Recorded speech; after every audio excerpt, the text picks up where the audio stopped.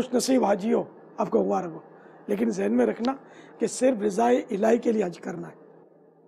اگر آپ نے یہ ذہن بنایا کہ تھوڑا فریش ہو جاؤں گا، تفریح ہو جائے گی، تھوڑا دنیاوی کاموں کے جھنجھٹ سے جان چھوٹ جائے گی، اگر یہی نیت ہوگی تو ثواب نہیں ملے گا۔ نہ کوئی دنیاوی مقصد ہو، نہ کمانے کا مقصد ہو کہ دھندا کروں گا جا کے۔ صلو علی الحبیب صلی اللہ تعالی علی محمد۔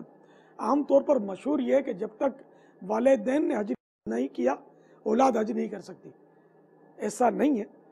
اگر بیٹے پر حج فرض ہو گیا اور ماں باپ نے حج نہیں کیا تو بے شک ماں باپ کی اجازت لے، لیکن یہ ذہن میں رکھیے اگرچہ ماں باپ اجازت نہ دیں تب بھی حج کرنا فرض ہی رہے گا، جبکہ آپ پر فرض ہو گیا، معاف نہیں ہوگا، حج کرنا ہوگا۔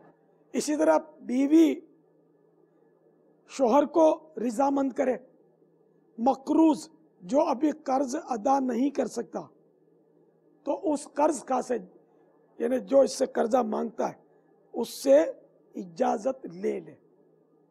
اگر حج فرض ہو چکا ہے تو اجازت نہ بھی ہو تب بھی جانا ہوگا۔ ہاں، عمرہ یا نفل حج کے لیے والدین سے اجازت لیے بغیر سفر نہ کریں۔